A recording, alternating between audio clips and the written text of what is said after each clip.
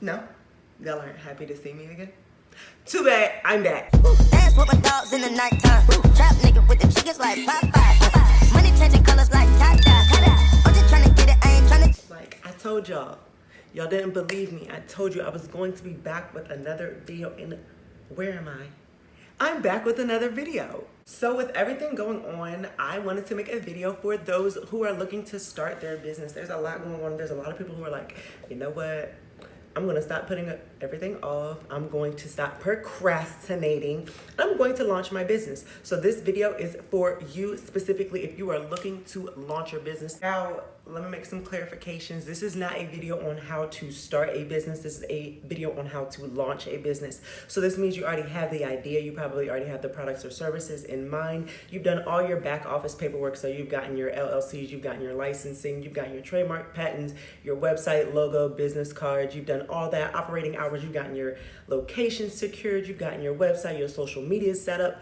This is for when you are ready to present it to the public. Like, disclaimer, I have really bad explainer hands. If you don't know what explainer hands are, it's like when you talk with your hands. So because I'm talking, I use my hands when I talk. I don't know how to stop it. So if you know how to stop explainer hands, like, let me know. Give me a tip or tool or something that I can use so that I'm not all up in your face like this the whole video. Okay, so the keys to a successful pre-launch are to make sure that you have a launch date. You wanna make sure that you have a email list for your business. BootyShaker123@yahoo.com is not gonna work. Hot girl summer, cold girl winter is not gonna work. She call me daddy even though I ain't got no job @gmail.com is not gonna work. The best way to get emails for your email list is to have a website opt-in option. So if you have a website, if you created it yourself, or if you have somebody who made your website, see if they can do a pop-up for your email list to opt in. If you don't have an email list platform, I suggest using MailChimp. It's free, it's easy to use, and you can import your signups directly from your website if you use Wix, Weebly, I believe WooCommerce.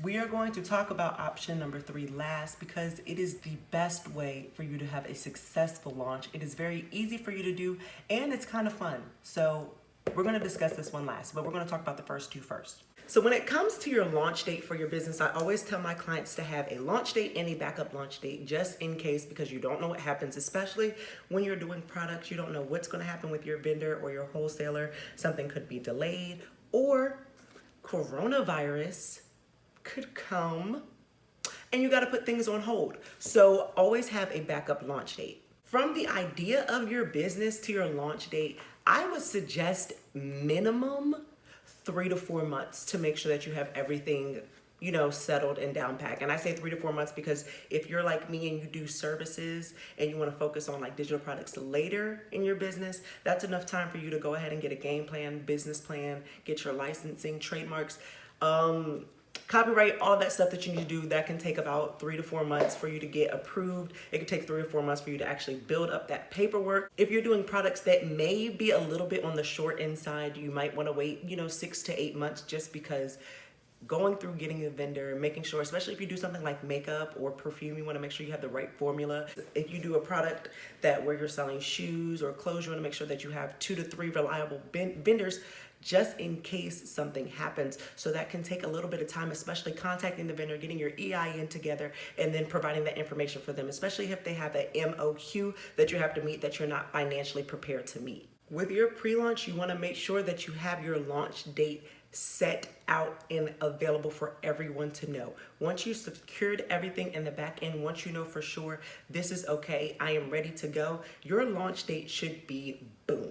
Everybody should know when your business is about to be live. It shouldn't be a secret. You shouldn't be trying to make sales under the table. Everything should be done beforehand. If you want to do pre-orders, that's perfectly fine. But for your pre-launch, you're not taking any money. The second way for you to make sure that your launch is successful from your pre-launch is to make sure that you build your email list. Now, you don't always have to have an email list. You'll see people say that you don't need an email list all the time, but it is a great way to start your platform. And it is a great way to start gaining sales, especially with people you know are interested in what you're going to be offering. Now, what you do with your email list is very crucial. You want to make sure that that you keep in contact with these people, especially between the pre-launch and the launch phase. So say you're doing your pre-launch marketing post and you're getting all your contact information and you don't plan to launch for another 3 more weeks. Between that time, you need to be talking to those people whose contact information you've gotten.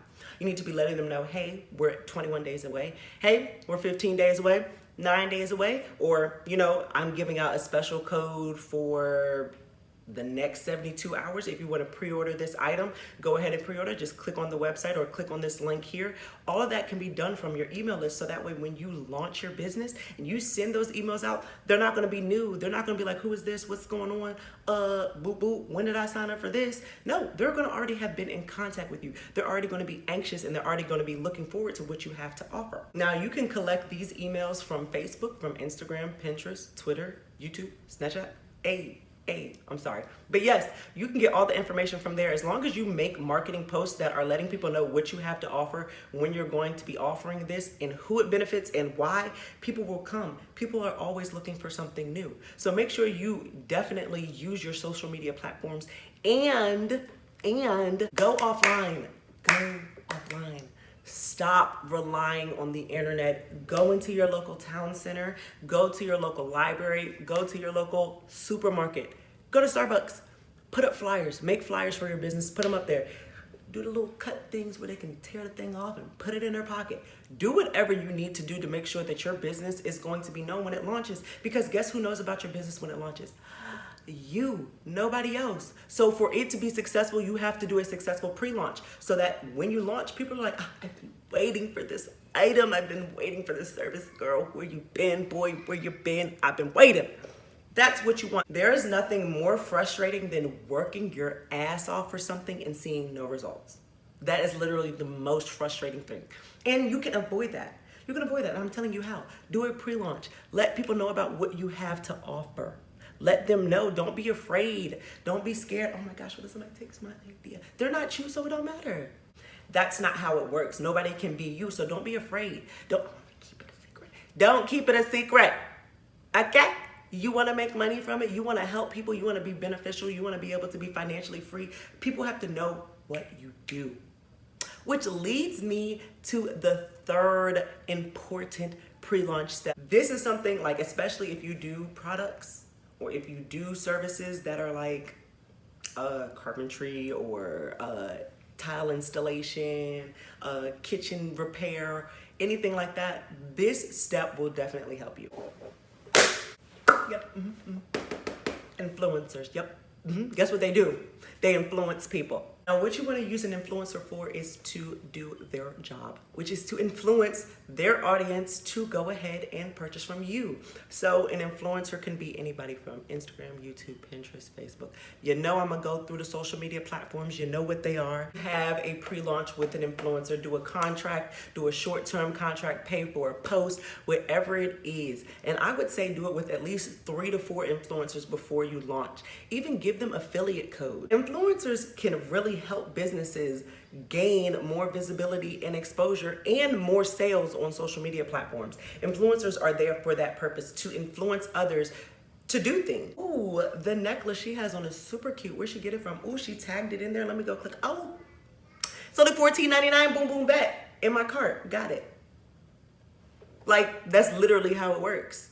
It's no special sort of magic spell to influencers. You pick the right influencer, then you're on your way. Now, the key to picking the right influencer is to make sure that they are in your niche. So the hashtags that you're going to use or that you use for your posts already, click on them and see some influencers who are in that niche. Now, you want to stay away from the hashtags that have over 1 million posts, because that just becomes kind of like spammy.